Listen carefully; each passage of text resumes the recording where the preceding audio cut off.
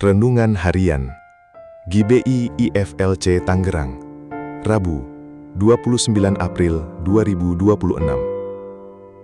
Tema: Kuasa Doa. Doa membawa kemenangan atas ancaman. Pembacaan firman. Demi didengar Daniel bahwa surat perintah itu telah dibuat, pergilah ia ke rumahnya. Dalam kamar atasnya ada tingkap-tingkap yang terbuka ke arah Yerusalem. 3 kali sehari ia berlutut, berdoa, serta memuji Allahnya, seperti yang biasa dilakukannya. Daniel 6:11. Pembahasan. Di tengah dunia yang penuh tekanan, ancaman, dan ketidakpastian, ada satu kekuatan yang sering diremehkan, tetapi justru paling menentukan, yaitu kuasa doa. Kisah dalam Alkitab, khususnya Daniel 6:11, membawa kita masuk ke dalam pengalaman seorang pria bernama Daniel, yang menghadapi ancaman nyata terhadap hidupnya.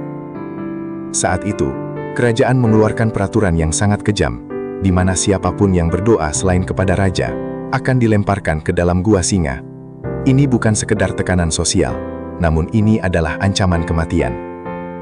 Banyak orang mungkin akan memilih diam, menunda doa, atau berkompromi demi keselamatan. Tetapi tidak demikian dengan Daniel. Firman Tuhan mencatat bahwa ketika Daniel mengetahui perintah itu telah ditetapkan, ia pulang ke rumahnya. Jendela kamarnya tetap terbuka ke arah Yerusalem. Ia tidak menyembunyikan imannya, tidak menyesuaikan diri dengan keadaan. 3 kali sehari ia berlutut, berdoa, dan mengucap syukur kepada Allahnya, seperti yang biasa dilakukannya. Di sini kita melihat sesuatu yang sangat kuat.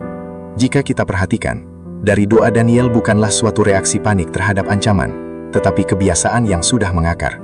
Ia tidak mulai berdoa karena krisis, tetapi ia bertahan karena sudah hidup dalam doa sebelum krisis itu datang. Ancaman tidak mengubah kebiasaannya, justru kebiasaannya dalam doa memberinya kekuatan untuk menghadapi ancaman yang sangat hebat. Ketika Daniel berdoa, ia sedang menyatakan bahwa Allah lebih tinggi dari hukum manusia, lebih besar dari ancaman manusia, dan lebih berdaulat dari keadaan yang sedang terjadi. Banyak orang ingin memiliki iman yang kuat di masa sulit, tetapi tidak bisa membangun kehidupan doa pada masa tersebut, diakibatkan ancaman yang sangat luar biasa. Hal ini menunjukkan bahwa mereka hanya ingin selamat, namun tidak mau ingin berkorban karena Allah.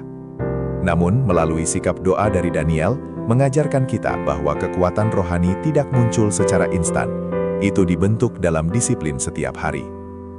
Pada dasarnya, jika dipahami, doa tidak selalu menghindarkan kita dari masalah, tetapi membawa kita untuk bisa melewati berbagai masalah yang terjadi dalam hidup melalui kemenangan. Daniel tidak bisa menghindar dari ancaman, dan tetap dilempar ke gua singa. Namun kita tahu akhir ceritanya bahwa Allah bertindak untuk menolong Daniel dengan menutup mulut singa-singa yang berada dalam gua tersebut. Kisah Daniel dalam kitab Daniel 6:11 menegaskan bahwa doa bukan sekedar rutinitas rohani, melainkan sumber kekuatan yang nyata di tengah ancaman. Daniel tidak mengubah imannya ketika tekanan datang. Justru karena ia telah hidup dalam disiplin doa, ia mampu berdiri teguh saat menghadapi bahaya.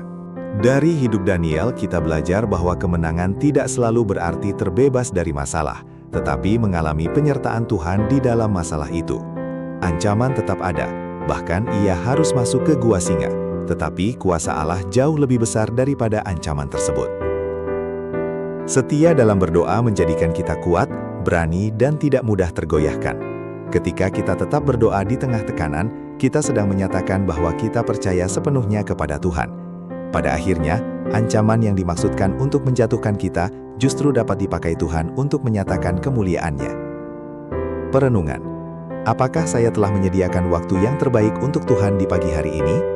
Apakah iman kita tetap teguh ketika menghadapi ancaman, atau justru goyah dan mulai berkompromi dengan keadaan?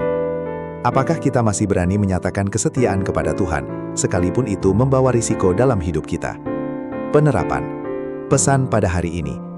Dalam kehidupan sehari-hari, ancaman mungkin tidak selalu berupa gua singa, tetapi bisa hadir dalam bentuk tekanan pekerjaan, ketidakpastian ekonomi, konflik dalam keluarga, atau rasa takut akan masa depan. Disinilah kita belajar dari Daniel, bahwa kehidupan doa tidak dibangun secara instan saat krisis datang, melainkan melalui kebiasaan yang setia setiap hari. Karena itu, jadikan doa sebagai nafas hidup, bukan sekadar rutinitas.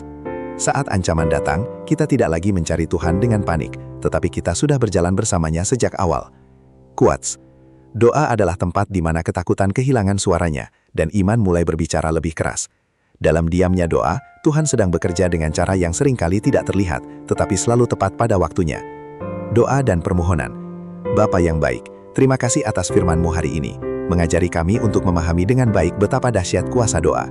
Bapa, kuatkan iman kami untuk selalu percaya padamu. Dalam nama Yesus kami berdoa. Amin. Ayat pedoman. Janganlah engkau lupa memperkatakan kitab Taurat ini, tetapi renungkanlah itu siang dan malam, supaya engkau bertindak hati-hati sesuai dengan segala yang tertulis di dalamnya. Sebab dengan demikian perjalananmu akan berhasil dan engkau akan beruntung.